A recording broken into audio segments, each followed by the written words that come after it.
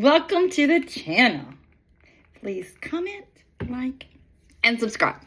So, I come across another little video of Breed the Weirdos live with all their little fan club there, all just, kissing Gypsy's behind and talking about, oh my gosh, y'all are not going to believe this one.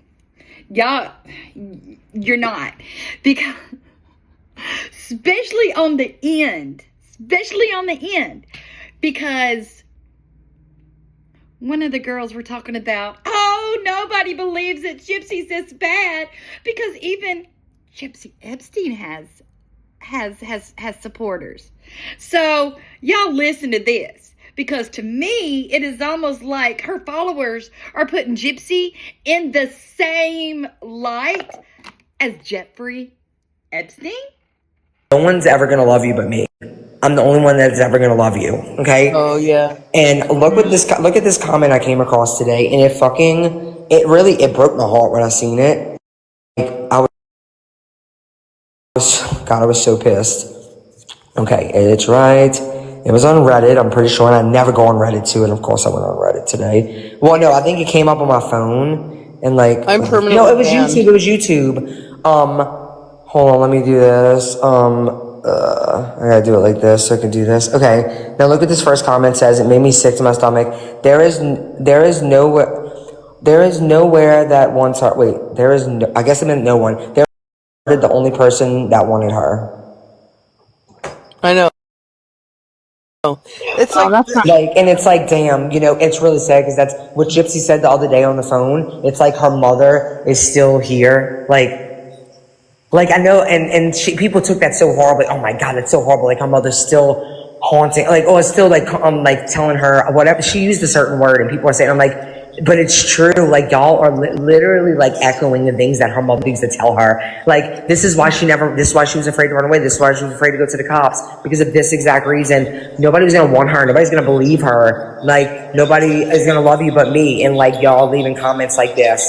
No one else wants they her. just do that to her though. They just do that because they believe she reads every single thing they write. Oh, I know. And some people really believe this, though. Some people really believe that everyone hates Gypsy, and most people. And people think they're going to go mainstream. And I was so proud of Gypsy the other day when she confidently said, no one in mainstream is ever going to listen to y'all. And I'm like, you fucking tell them, girlfriend. Because they're not. There's a time that the public will not defend. I mean, there's people defending Jeffrey Epstein, for God's sake, so... Yeah. I think that... But, when Bree was just starting out talking about that, I just don't know if somebody was saying that nobody is going to... I think what somebody was probably trying to say is what I've been saying ever since she has gotten out of jail. Nobody's going to love her like her mother. I mean, it's just, it's true. You guys know it. Nobody loves you like your own mom. And that's just the way it is. I mean, your mom actually gave you life. So, yeah, nobody's going to ever love you like your mom. Because if you're that kind of mom, and I think Dee Dee was the kind of mom, the way we all are, where we would do anything for our child. Am I right? But I just can't believe that some of these people that support her have children that are special needs. And they're trying to say, oh, Gypsy she advocates. I mean, who in the world does she advocate to is what I want to know. Who has she actually done anything good for? And then whenever that one woman said, like I told you guys in that last video, oh, she told me how my child felt. But Gypsy, you said that you didn't have any feeding issues at all, that nothing was wrong with you. So how could you give some kind of, I don't know, give some advice if you're saying that you didn't have any kind of learning disorder or any kind of sickening because you're just so unscathed? So how are you giving this mother some advice if you don't know anything about it? That's what I want to know, because I mean, that to me is just kind of strange to me. Because if you listen to her, she's unscathed. And you know, I think there was somebody that said this. I don't know who. I can't remember if it was Becca Scoops or Toddy. Somebody said this.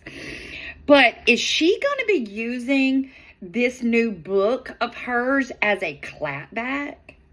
Is that what she's doing? Is she's collecting everything that we have all been saying? And is she going to, I don't know, just clap back at everything that we're saying? And I just find it funny that she is now trying to say that she's got memory loss of all of this. And her new book it may be true, it may not be true. We don't know. It's all about her faded memory. So, you know, she can't guarantee what she's going to put in this new book is even true or not, because she don't know if her, you know, she's having 2 or 3 different types of memories. So how in the world, you know, she don't know in this new book if even this one's going to be true. That opens the door. Do you see this, guys? This opens the door so that once Becca, me, Barbara Ann, 1980 millennial, soon as we see some of this and we find some inconsistencies in the new book, that's her that can say, oh yeah, like I told you guys before I even wrote the book, I've got some inconsistencies there because I've got 2 different memories, you see, and I don't know which memory is true.